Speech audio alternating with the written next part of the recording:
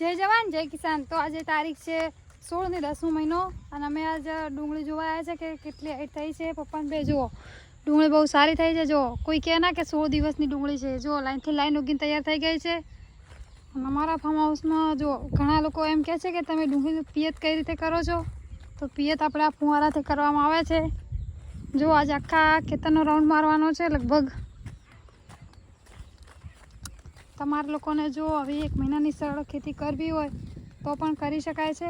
મગફળી કાઢી અને બટાકા વાયા પહેલાં તો પેલી બાજુ હવે તમને બતાવું આગળ જઈને ખેતર। અને આ છે મારા દાદાનું ખેતર જે 2 થી 3 વીઘાનું છે, જેમાં ડુંગળી આખા ખેતરમાં ડુંગળી જ કરેલી છે। જુઓ આ બાજુ તો જેવી ડુંગળી પડી છે લાઈનથી લાઈન એકદમ સીધી આવેલી છે। જુઓ એક લાઈન એવી નથી કે ખાલી હોય। જો ફરી વાર કહું છું કે ટપ પેલી ફુવારાથી પિયત કરીએ છીએ આખા ખેતરમાં। નજીકથી બતાવું છું આગળ જઈને। આખા ખેતરમાં બહુ મસ્ત ડુંગળી પડી છે। ખરેખર આવી ડુંગળી જોઈએ તો મજા આવી જાય કોમ કરવાની પણ।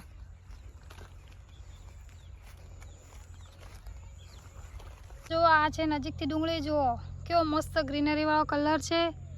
પપ્પા આવી રહ્યા છે જો ડુંગળીની વિઝિટ કરતા કરતા।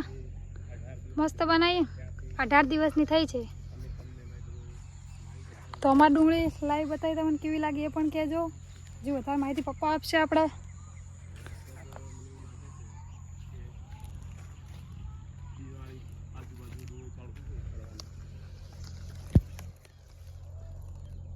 જય જવાન જય કિસાન।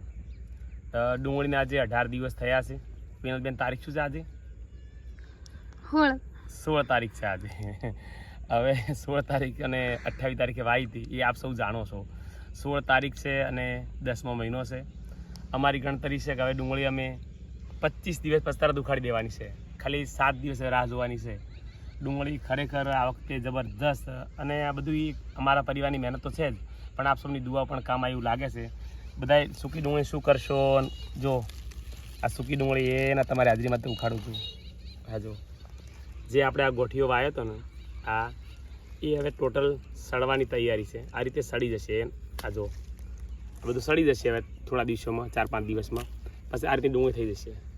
અને આ રીતે ડુંગળી માર્કેટમાં વેચશું અમે લીલી। હજુ આ લગભગ હાઈટ આટલી જ છે, આનાથી પણ વિશેષ આટલી હાઈટ થશે એટલે વેચવાનું ચાલુ કરશું। એ ડુંગળીના ભાવ 20 રૂપિયા જેવા ભાવ છે। જોઈએ હવે અમારા કિસ્મતમાં કેટલા ભાવ મળી રહ્યા છે એ તમને વિડીયામાં બતાવશું।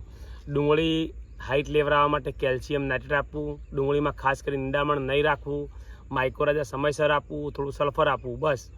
ઓછા ખાતરમાં 1 જ મહિનાની ખેતી, હાર્ડ એન્ડ ફાસ્ટ।